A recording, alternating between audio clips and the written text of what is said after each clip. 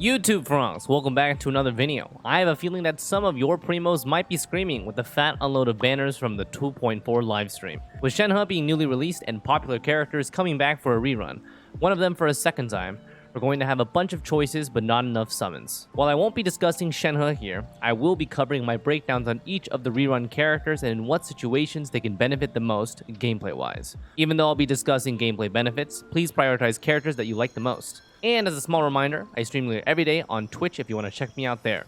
Link in the description. Let's begin. Compositions. In my opinion, this is the most important factor to building around a character. Both Xiao and Ganyu I would consider DPS carries, and Zhongli I would consider the safest survivability support. Breakdown of Xiao first. In my opinion, Xiao composition-wise is the most restrictive of the three reruns.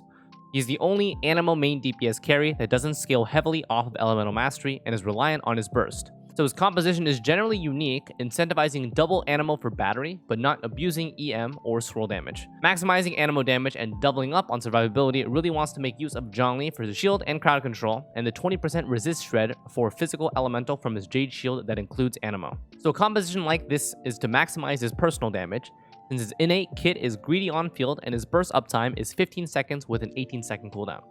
With the right investment and support utility, he can be the forefront of the team's DPS entirely, with the rest of the team providing off-field support. Other team compositions surrounding Xiao that do not involve a double Anemo plus Zhongli are viable but not optimal. The purpose of this section is to educate where Xiao would have the most impact if you are considering his rerun among the other three. Next up, let's break down Ganyu. So I would consider her to have an incredibly flexible rotation of compositions. Not only can she pivot between a melt-based Wanderer's build and a freeze-based Blizzard build, but she also has an alternative burst-based playstyle if you don't prefer charge shots. Now, I know a lot of people find her charge shot playstyle very clunky and often annoying due to the high chance of interruption. This is only removed with C6, but, well, yeah, you need C6 to do quickscope Ganyu. Those who find charge shot playstyle very clunky can just default to spamming burst in a freeze comp and look pretty while everything is frozen around you. That being said though, her charge shot multiplier and double reverse melt built-in tech is the reason her DPS reaches unfair levels. For Melt Wanderer's Ganyu gamer, she's going to want to steal Bennett and Xiangling from the national team. Bennett provides necessary buffing, Xiangling provides the most consistent pyro application to set up melts for Ganyu, and they both provide pyro resonance for the additional attack percent. This last slot is usually reserved for an elemental mastery based buffing support like Sucrose or Kazuha to maximize damage. If you find the lack of survivability annoying running the glass cannon team comp, swapping the Anemo for a shielder like Zhongli may help. For Freeze Blizzard Ganyu gamers, as long as you have Kokomi, Mona, or Xingqiu for the consistent Hydro application, and any other cryo for double resonance makes this a staple comp. The standard Morgana comp involving Ganyu that's most well known uses Mona, Diona, and Venti. This is the safest one, where Mona provides the glue for the team, Diona provides shielding and healing, and Venti provides the crowd control and grouping. Running Kokomi instead of Mona here allows for maximized DPS with Ganyu, plus for example Ayaka and Venti. Venti is interchangeable with Kazuha or Sucrose. Sucrose, I would say, is less incentivized since her Elemental Mastery transfer does nothing for this freeze composition. Kazuha is different and can be built a different way than just Elemental Mastery buffing, which is sub-DPS Kazuha. And I suppose I should mention that if you aren't going for one of those two builds, but plan on running support Ganyu for other main DPS, I mean, as long as you're enjoying life, man. Alright, last rerun banner, Zhongli. So, here's the thing about Zhongli. He's like the Genshin dad who raises and protects the kids, and then when they're graduated and strong, they no longer need that reliance anymore. That's literally him. So he can fit on literally any team in the game as a standalone shield protector, meatball throwing Archon. He won't necessarily speed up your clears, helping you get faster and higher start clears, but he prevents your team from dying. It's what I would call the king of lazy playing. If you want to master dodge mechanics and like analyzing enemy attack patterns, Zhongli is not your character, because you're going to forget what all of that is and just face tank with him. Yep. Okay, on to weapons and artifacts. So this is also super important for character investment, especially DPS ones. Some super strong choices are locked behind a battle pass or gacha pulling, so depending on what you have, it makes investment into these characters much easier. This is less important than team compositions, since at the bare minimum they can still work with budget weapon options and generic 2-piece DPS artifacts with good substats. So for Xiao, his choices are actually fairly limited. For the polearm roster, no 3-star weapons or 4-star craftable weapons really suit his kit and playstyle. I would say that the easiest budget option is the Blackcliff Pole, and this still costs 24 star glitter. The other alternative is locked behind Battle Pass, which is the Deathmatch. And if you played back in 1.3 but didn't get Xiao then and want him now and have a random 4-star spear that's great on him, Lithic Spear. For 5-star weapons, Jade Spear and Staff of Homa are the only ones worth considering. Skyward is definitely not worth if you're on the fence for his rerun. Engulfing Lightning just doesn't work for him.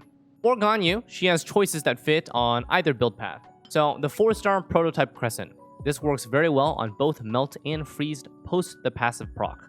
Freeze enables the headshot very easily, and Melt you want the headshot anyway for the guaranteed crits. Freeze Ganyu can use either the Stringless Bow or the Moon's Bow for burst damage bonus. I have no idea how to pronounce this, I just said Moons. Not gonna lie, I forgot this Moon's Bow existed, but after looking at it, it's better than the Stringless for burst damage at the same refinement. At refinement 1, this is only 40%. At R5, it's 80%. Stringless R5 is 48% and has Elemental Mastery, which this is a useless stat for Freeze. Moon's Bow grants attack percent for the secondary. Alright, and then for 5-star weapons, obviously we know this. Almost Bow is best in slot for the Charge Shot build. This passive is straight up broken for the Bloom after the Charge Shot procs because the distance for the Bloom extends this passive. I would say that Polar Star and Skyward are the great other alternatives for either path. They're a crit rate, crit damage stat stick, or Polar Star is just a massive crit rate stat stick with a skill and burst damage boost, as well as granting even more attack percent. And I suppose might as well include the Elegy for the end because I mentioned support Ganyu gamers. And if you run this type of build, you really better be enjoying life. And then Zhongli's last.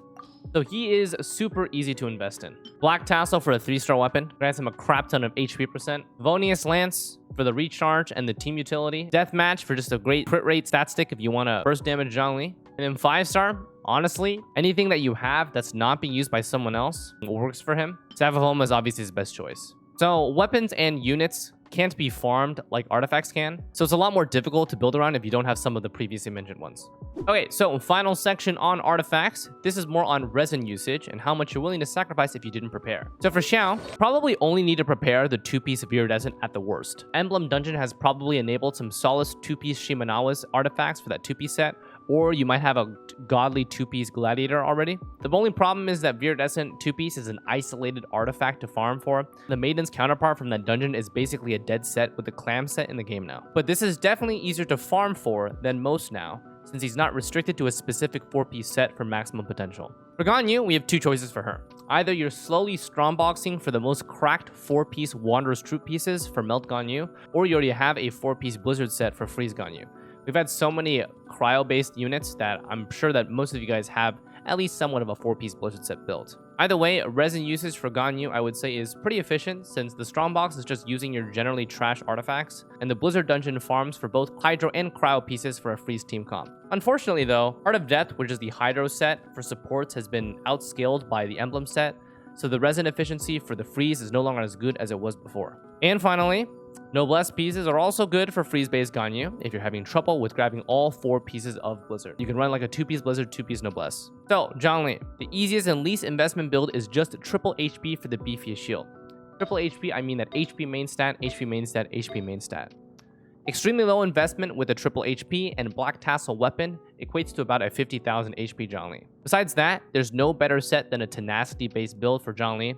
Either 4-piece Tenacity for the buffing, or 2-piece with something random also works. Honestly, Zhongli isn't really picky, and you can protect with even the randomest HP build. And that should wrap it up.